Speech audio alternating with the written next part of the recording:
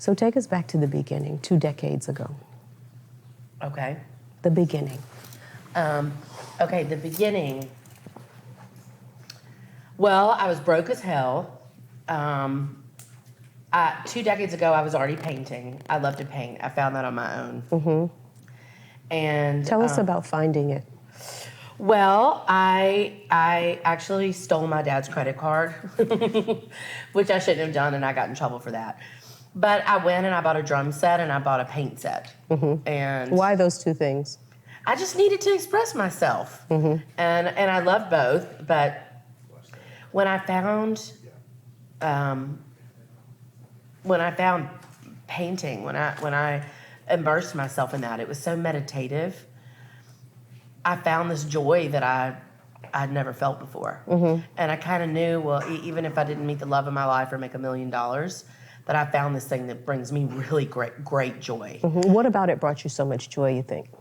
You know, I found a peace within it. I think I'd always felt like, what am I going to do? What kind of woman am I going to be? I don't want to just go get married. I don't want to be a trophy wife. I want to do everything I've ever heard that a man could do. I want to be able to buy the things I want to buy. I want to live where I want to live. I want to love who I want to love. How in the hell am I going to do that? And I think there's a restlessness involved in every part of your life in one degree or another, but specifically when you're young and you're trying to find your place in the world. And when I found art, I found a quiet. I found a calm. I found this meditative, beautiful thing, and then I just started doing it so much until I lined up all of these first paintings I did around me, and I stood back and I went, oh my God, I not only felt so excited that I could see my time, but I felt this entrepreneurial blood inside of me. Like, well, not only did I just paint these and I love them, but wow, I just produced something that could be a business. Did you, in that moment, you thought? Damn right. Mm-hmm. Yeah. Well, and you talk about the meditative state that it took you in. Was there inner turmoil that was happening within before you? Oh, of course. I mean, my parents had gone through a divorce. I was in Montgomery, Alabama. I mean, which is a beautiful city, but absolutely, they don't exactly embrace, foul-mouthed, high-spirited women in Montgomery, Alabama. It's a very conservative place. And then, so when do you have the moxie to come out of Alabama? Everything that you've known has been Alabama, to find something different, to find your place. Well, I ended up going to an incredible all-girls boarding school my senior year in high school. And it was awesome because my parents were getting a divorce. And I really excelled. I made all A's, made amazing friends who I'm still friends with. And I really thrived in that environment. Tell me about your parents' divorce and what does that do to your inner compass? I mean, look, when they told me they were getting a divorce, I was like, finally. I think most kids can really sense when their parents aren't getting along, and a lot of parents, I think, stay together because they think it's the best thing for their kids. My mother's a very strong-willed woman. My father is a very strong-willed man. And I don't think that they had been in love for a very long time. And I was very aware of that at 16 years old, I'm a lot like my father. I'm literally his genetic equivalent. I'm just better because I'm a woman. And I say that to him. And he thinks it's kind of funny. But I mean, I feel like divorce is a crazy thing, How, did you internalize it, or was there a sort of a peace when they split and, I think, yeah. I mean, I was fine with it because also my mother and I just really have been oil and water my whole life. Really? I think she wanted me to be this little doll with, Did you resent that? I think I did resent it for a long time. But I have to say, I mean, my mother being who she is has made me who I am. Right. And I am rebellious, and I'm far from insecure. I'm confident, and I feel like being raised by a man or having complete adoration for my father has given me the qualities that I needed to go out there and do what I need to do and to step into a conference room in New York at a table full of men and tell them why they should pay me $500,000. Wow. And so you find this piece after you start painting. And do you then have a conversation with your dad, because you can feel the closeness that you and your dad have, and say to him, Dad, I think this can be a business? Yes, I did say that, and he was like, oh my God, I think you should get a job in corporate America. Because he's probably thinking as a father, like, oh shoot, this child's gonna cost me. You know, she's not gonna be able to pay her rent. I mean, and I think now that I'm older, any parent wants their child to be able to take care of themselves. Sure. And that includes paying your rent, paying your bills, getting insurance, going to the doctor, all those things.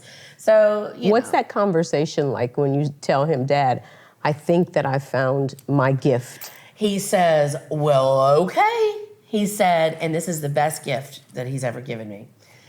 Ashley, you're gonna do whatever you need to do, but the best thing I can do for you is to let you do this on your own. Now, that doesn't mean that I'm not here for you. That doesn't mean that I won't help you if you get into a bad situation, but you're gonna need to figure this out on your own, because when you do, no matter where you go in your life, you will be able to take care of yourself. And he was right, but I did not like it. How did you process it at that time? And I was mad. You were mad? I'm like, I was really, nobody, the little bird doesn't always want to be pushed out of the nest, but thanks to him, I realized I've got wings like an eagle. He let me fly. He let me soar. He gave me the gift of being able to earn it. And that is something that I think is so important. When you're an entrepreneur, you fail, you succeed, you try new things, people respond to it, people don't, and that's all part of that journey. But when you realize that you can rely on yourself and you have that strong inner monologue of no matter if they say they hate it, no matter if they say they're not into it, they don't like it, I can't do it, I have that voice that says, I got this, I know I've got this. Even though with the failures, and even when people didn't like it, when they weren't beating down. I gotta prove them wrong, don't I? But what does that do internally? Does it feel like lights a fire? Does it? It doesn't feel like a rejection? No, it's a challenge. Yeah. Are you kidding me? I mean, it's and it isn't about just proving people wrong with all the galleries that said I wasn't marketable and I would never make it. Then how do you pick yourself up from that? Because I never fell. You never fell? No. Just because somebody has an opinion about what I do or who they think I am, why should that make me fall to the ground? I have to pick myself back up again. The thing about it is my inner monologue with myself has been very positive. And I think maybe because I felt so awkward when I was younger, maybe the way that I dealt with being in school and feeling weird is I had this, Ashley, you got this. It's gonna be all right. It's gonna be okay.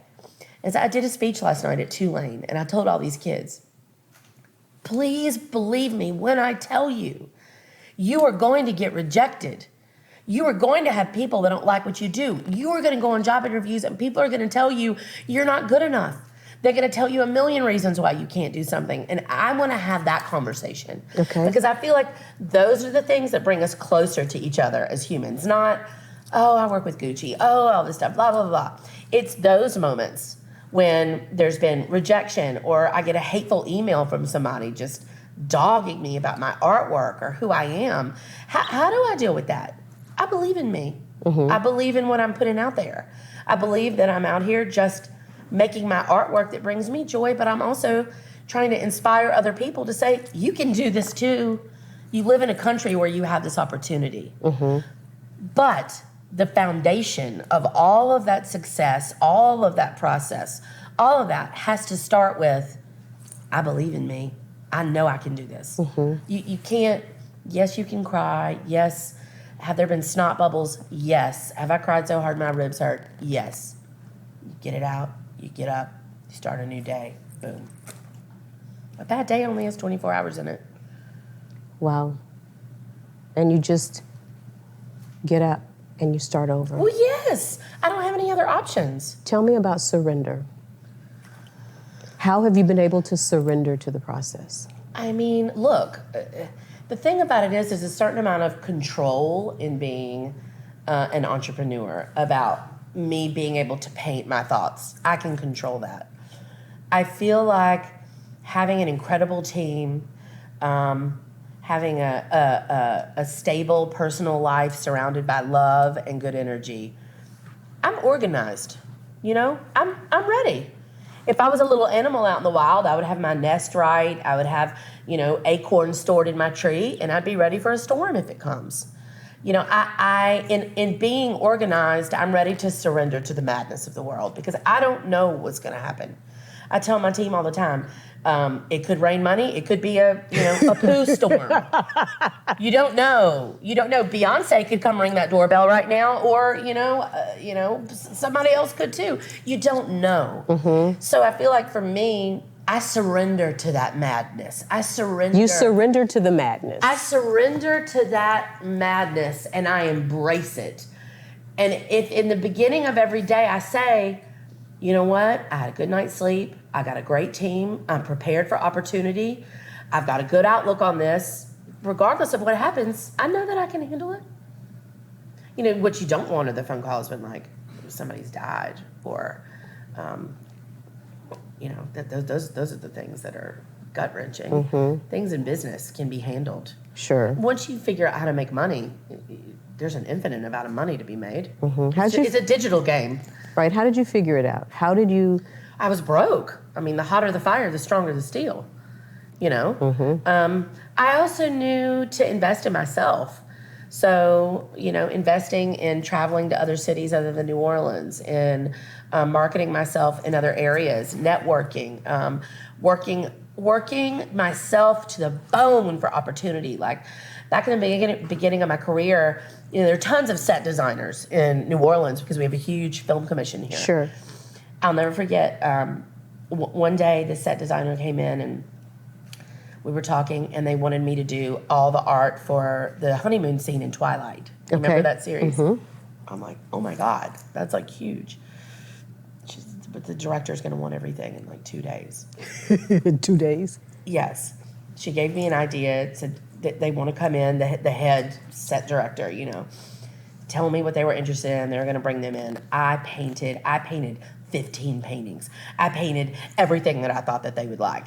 It was like I was given this opportunity, and then I worked myself to death for it. And I did it. I did all the art and that whole entire scene. I overproduced. Overproducing is my thing. Overproducing. Yes, and maybe that's compulsive. Maybe it's, but I feel a need to constantly prove to myself mm-hmm. that I can continue to excel. I mean, it's about a lot more than just making $1 million, or mm-hmm. it's a game within yourself when you have pride with what you do. Mm-hmm. I want to keep learning. I want to get better. I want to get better at time management. I want to add more things to my plate and get more efficient in the things that I do every day, mm-hmm. while I surrender to the madness of all of it. Mm-hmm. I love that. And so, do you think was that little girl that was so different from everybody in Alabama, was she afraid inside to be who she ultimately was, and is that the driver? I mean, I think I realized I am an anxious person. Anxious about, I don't know, did my mother make me anxious? Who made you anxious? Because I can feel like that little girl that didn't have her place but knew she was bigger than what was in Alabama.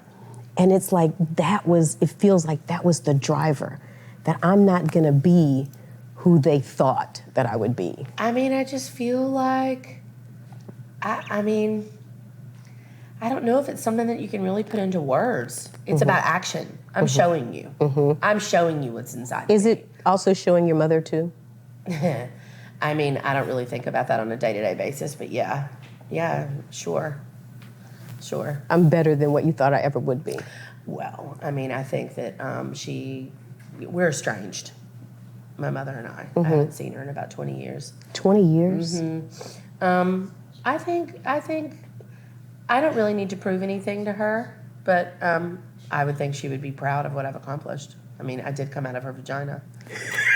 You did? I did. Have you ever thought about... Tore right through there. I am so enthralled with whatever that is on your teeth. I've got diamonds on my teeth. They were diamonds. Mm-hmm. I'm turning into a cartoon. So, do you want to know, though, somewhere deep inside that your mother, because of course she's proud of you, but do you want to have that moment? Oh. Where she says, do you think that she...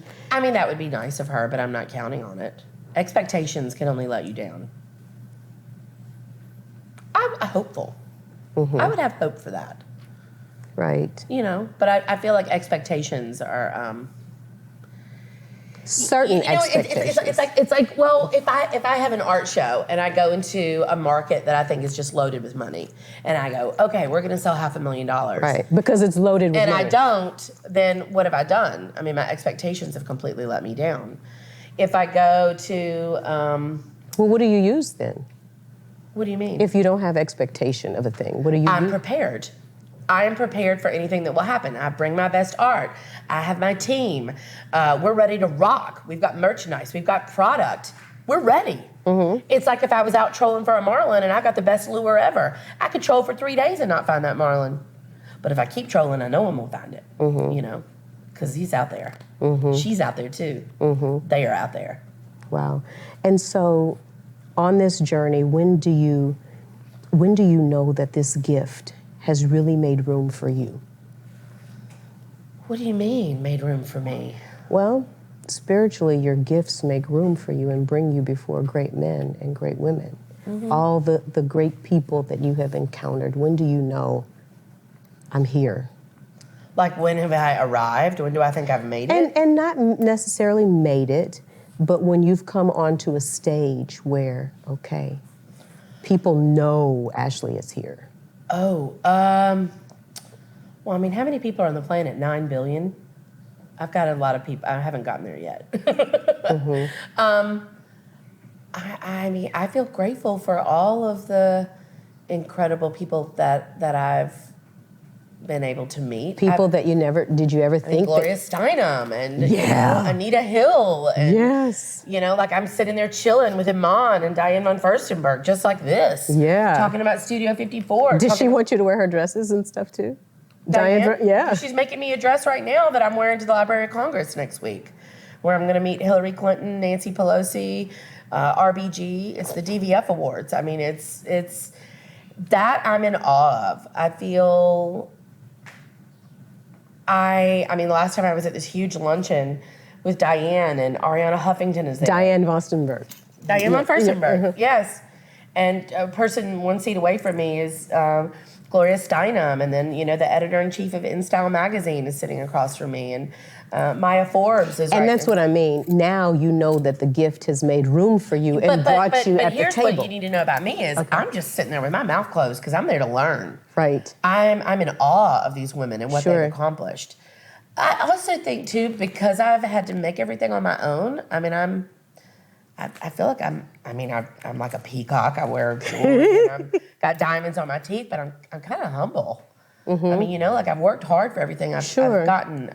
Nobody's given me anything, you know? So when I get around these people, I just want to shut my mouth and learn. What does your dad say about all that you are? Oh my God. I mean, we get together and cry like a couple of babies. He's very proud. And that makes me feel really good.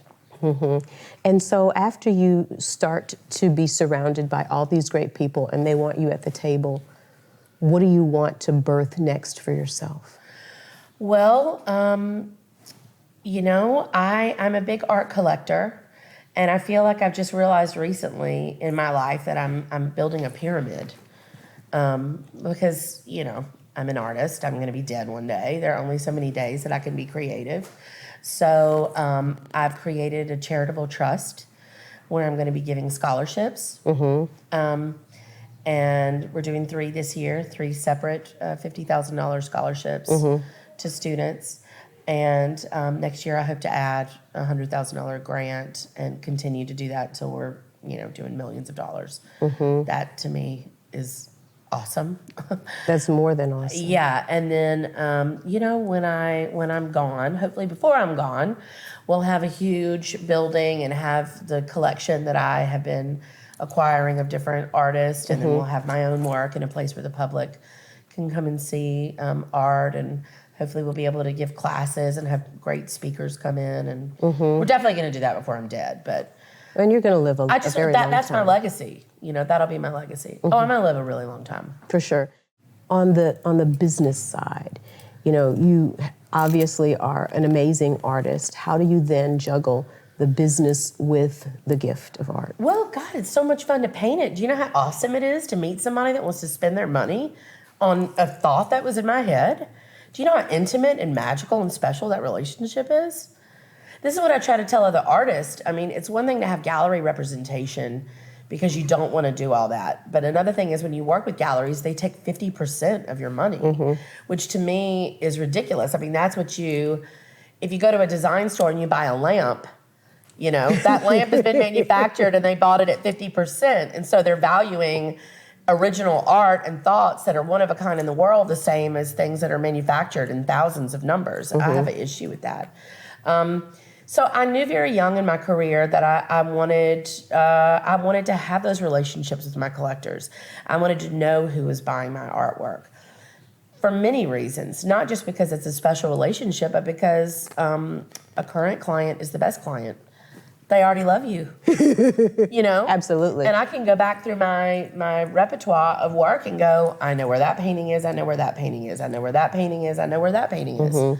And those are special relationships, not to mention that I get to keep 100% of my profit margins and then have a company with 30 employees. That's awesome. That's the American dream. Absolutely. And when you have that relationship with your collectors, don't you think it's spiritual? Oh, absolutely. And I'll tell you why. Because I'm a collector. And I live with all of these artists' energy around me. I wake up, I look at their images. I go downstairs and I drink my coffee. I'm surrounded by their energy. It's a life force, you know, and it brings me joy. I like joy. I'm searching for joy in my career, joy in my business, joy in my living environments, you know? That's the real catalyst for me. You know, there's a great lady that I met on this journey. Her name is Kay Warren. She is the wife of Rick Warren. He wrote The Purpose-Driven Life. Okay. And she wrote a book that's called Choose Joy, because happiness is not enough.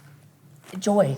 I mean, that's it. When I paint something that gets me laughing, like this collection that I did over here of all these powerful people where kids have drawn all over their faces. I mean, it brought me just joy to think about being a child and not worrying about not doing something right, to just be carefree and in the moment. My sister and I used to do each other's makeup in the back of the car. And it looked kind of like that? Oh, it looked a lot like that. But it makes me happy, the imperfection of all of it, the spontaneity of all of it. I mean, you know, that's what I was saying earlier. It's the imperfections and the relatability of that can really bring you the most joy in your life and connectivity. Not, oh, I have a Lamborghini and 1,000 Birkin bags. Okay, that's boring. How'd you get that money? Right. You've learned to embrace the imperfections. Well, I mean, you have to. If you're gonna be an optimist, then you have to. And so, on this journey, a lot has happened. Met a lot of people, and you have grown. And everybody wants to know how you did this, but it's been a process, and it's still a process, isn't it? Yes, and again, what I'm telling you is, it's the inner voice of I got this. I got this. How does somebody run 26 miles in a marathon? What are they doing? They're talking to themselves. I got this. How does somebody get to the top of Mount Everest? I got this. Strong in mind. I got this. You have to start there with anything you do in your life. It's not about just being an artist. I would think being a surgeon, you would have to have that. I mean, I have a client who's a pediatric heart surgeon. I mean, can you imagine his inner monologue? When he's doing heart surgery on a 2-year-old, I got this, I can do this, I have this. I trained for this, I'm ready for this, let's do this. Maybe that's a blessing. Putting a blessing on something. You could give it a million different names. Is it a prayer? It is a moment of optimistic positivity, certainty of I'm gonna be in this moment and do the best I can. That's the foundation of everything. And so all of this that you've done, how do you go within yourself to figure out what the next thing will be? I mean, you have to follow your instincts. I have lots of amazing, some big global things I'm working on right now. I have two big television projects that are signed and sealed that I'm working on right now. And are you ever concerned that that will take you away from the work?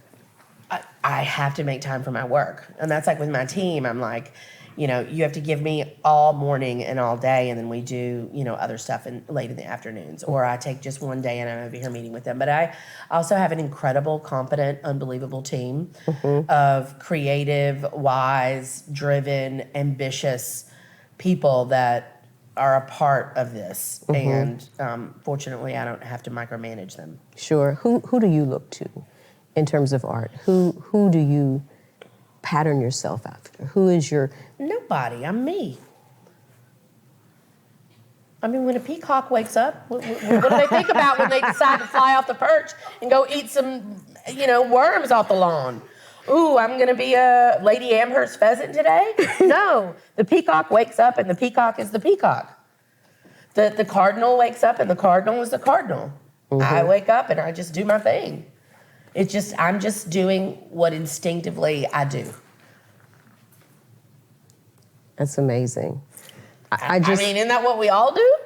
I think we all would like to do it, and I was saying to Emma earlier that I believe that every story gives life and hope to the next story, because I've looked at some of the interviews, and a lot of them are with artists, and a lot of them want to know the how-to.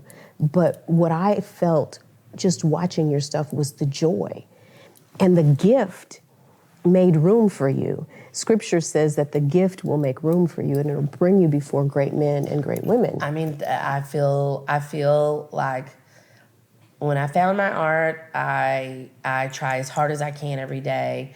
I try as hard as I can every day. It's like when I had my speech last night, somebody goes, you probably don't have to try that hard. What's your biggest regret? And I'm like, I don't have any regrets. When I tell you I don't have any regrets, I have none. I have failures, but I don't regret those at all. Right. I think about people who said I wasn't marketable, or said I would never make it, or, you know, people that have made mean comments. And it's like, I feel bad for them, because what are they going to say now? Right. And hey, you know, if they're upset about it now, they better just buckle on in, because I'm just getting going right now. Just getting started. Oh, wait till I'm 65. Wait till I'm 75. Wait till I'm 80. Oh, I'm going to be a force when I'm 80 years old. You're already a force. No, but you just wait. You're going to be a seasoned force. Yes, and you know what? I feel like there's so much pressure in our society that everything has to happen when you're young. Everything has to happen when you're 30. You need to be rich and like gorgeous and have a big house and all this stuff when you're 30. That's boring. You know what? It's like the journey. And in the media and in this country right now, it's like, oh my God, look at the Super Bowl. J-Lo is 50. Shakira is 43. I was like, yay, them. Look at Laura Dern the other night at the Oscars. You know, like, look at these people who are reaching the best moments in their life when they're 65, 70. I mean, I want to win an Oscar one day. I want to get Emmys one day. Me too. You know what I mean? And we can. Yes. We can try our very best and have no regrets about how hard we've tried and handled our failures. Absolutely. And I think the no regrets, you wouldn't be here if not for all the failures and all the things that those things taught you. Yeah, but I mean, don't get it twisted. I definitely, I get nervous. I get scared. I'm like, oh my God, why am I doing this? Oh Lord, how am I gonna go out on the stage with Diane von Furstenberg and like do a talk with her in front of Gloria Steinem and all these people? You know what? You push through that fear. You just go for it. You take a deep breath and you just believe in yourself and know that the idea of not ever doing it is much worse than doing it and failing. Right. Or falling on your face. Yes. At least you can say you tried. 100%. Ashley, I thank you for taking the time, and I know that every conversation that you have, every group that you talk to, every person that you're present from will do just what we've done here. We'll sit and we'll listen, and you speak to all of our possibility. Oh, thank you. You really do. Well, and I'm sponging off other people too. I mean, it means a lot to have good energy around. And it means a lot to be able to tell the truth about things aren't always great. This is hard, And people get anxious and they get nervous and they get sad and they feel stressed. And I feel all of that too. People don't see that because no, they but I'm see. here to tell you that Right. I absolutely feel it, like you're not alone. But you don't want to let that take over all of the incredible opportunity and amazing things that there are out there in the world, because it's really incredible. And I believe in the good part of humanity.